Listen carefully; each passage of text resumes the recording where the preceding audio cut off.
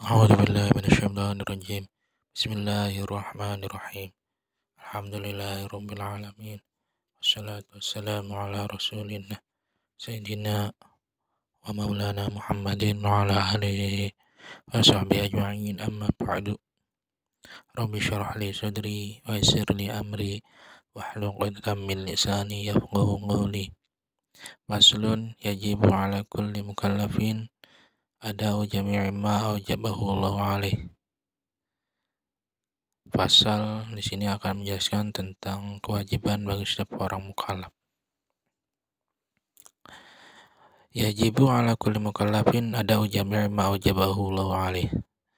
Wajib bagi setiap orang mukallaf, itu orang yang sudah balik dan berakal, itu adalah orang mukallaf. Ketika orang sudah berakal, tidak gila, terus balik, udah dewasa, wajib melaksanakan ada'u jami'i ma aujabahu Allah, melaksanakan semua perkara, wajib melaksanakan semua perintah yang Allah wajibkan kepadanya. Wajibu alaihi ayu adiyahu ala ma amarullah bihi minal ityan biarkanihi wa syurutihi, dan wajib baginya juga untuk melaksanakan perkara yang Allah perintahkan dengan melaksanakan rukun-rukunnya dan syarat-syaratnya. Jadi ada ujama ma'ujabahullah seperti sholat, bukan hanya sholatnya saja, juga wajib melaksanakan rukun-rukunnya sholat juga, syarat-syaratnya juga, syarat-syarat sholat. Jadi aturan-aturan sholat juga itu harus dilaksanakan.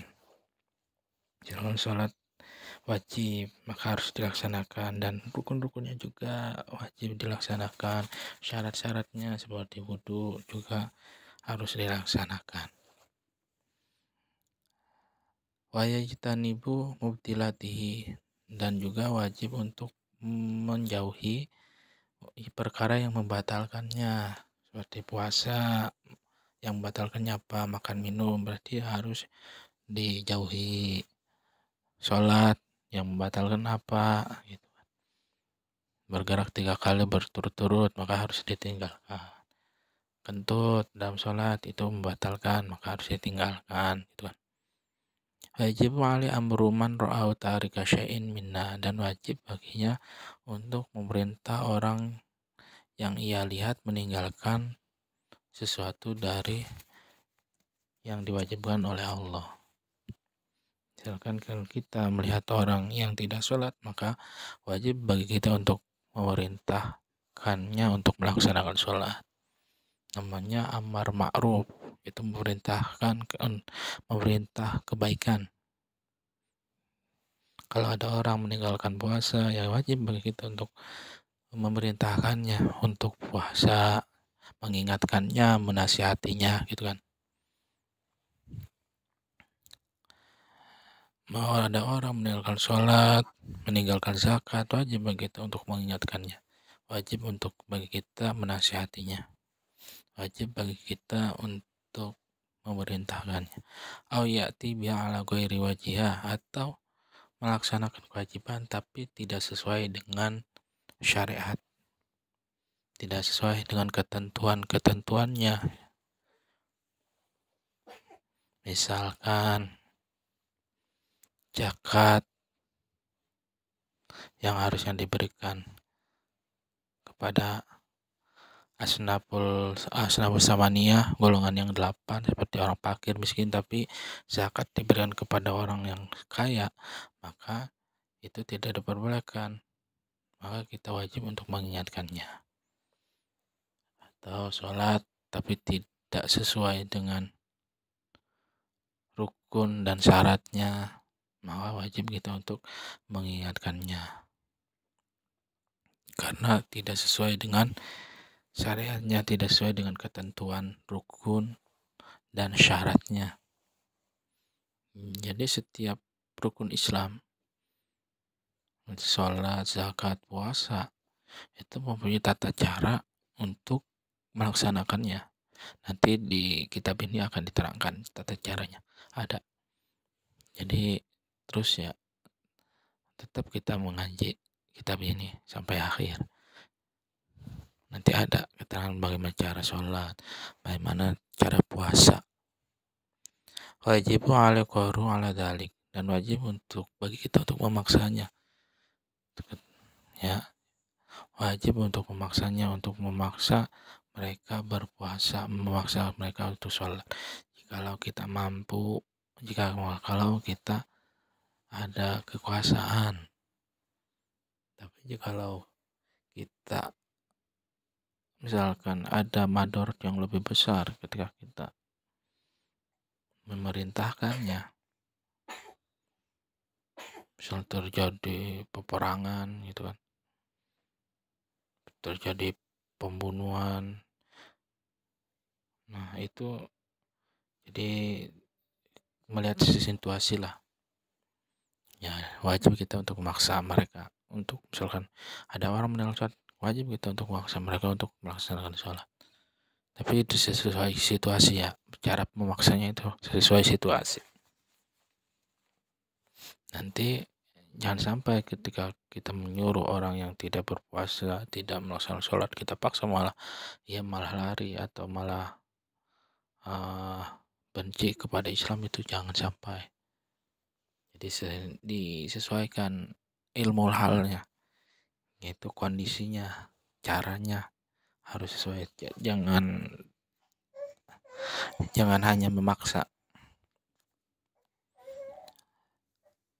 In qadaru alaihi, jikalau kita itu mampu untuk memaksa mereka. Kalau tidak mampu ya cukup menasihati, kalau tidak mampu ya cukup mengingkari. Nanti ada wa illa fajibu alaihi al-inkaru biqalbi, dan kalau kita tidak mempunyai kekuasaan, tidak mempunyai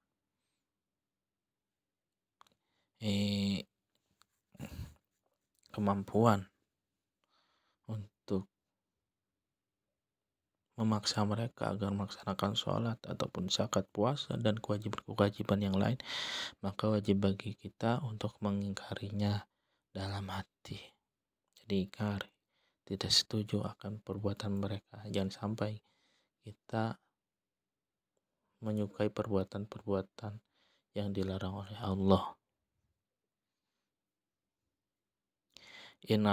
In ajaza anil qahri, kalau kita tidak mampu untuk memaksa mereka melaksanakan kewajiban Allah, atau melaksanakan perintah-perintah Allah. Ini namanya amar ma'ruf, yang memerintahkan kema'rufan, memerintah kebaikan.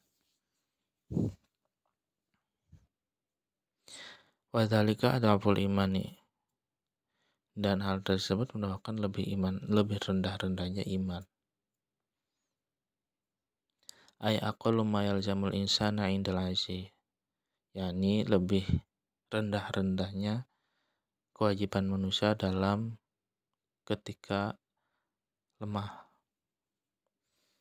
ketika dalam kelemahan, ketika dalam ketidakmampuan. Jadi kalau kita ini memang tidak mampu sama sekali, maka ya cukup ingkar saja dalam hati. Wajib. Jadi yang pertama itu wajib untuk memaksa mereka.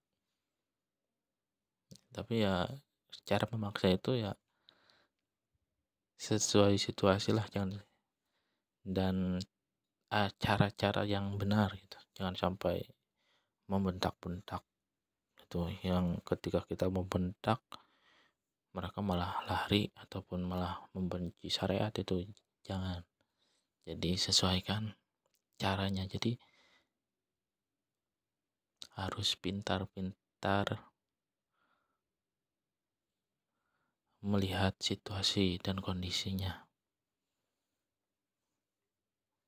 Jangan hanya marah-marah gitu kan.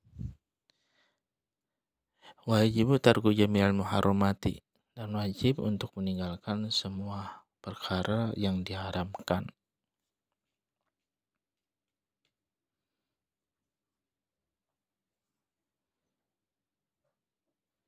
Wajib untuk meninggalkan semua perkara yang diharamkan, mabuk-mabukan, zina, mencuri, ghibah, gosip.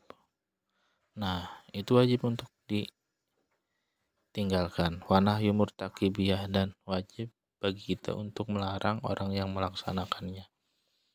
Jadi ada orang mabuk-mabukan, ya kita wajib untuk melarangnya. Ada orang mencuri, ya kita wajib untuk melarangnya. Ada orang berzina, ya wajib kita untuk melarangnya. Wa manhu, dan untuk mencegahnya. Kohron, dengan paksaan, mina, dari perkara yang diharamkan. Jadi kita cegah jangan sampai mereka melaksanakan keharaman, jangan sampai mereka terjumus ke dalam keharaman. In qadaru alaih, lagi-lagi kalau kita kuasa mencegah dan melarang mereka.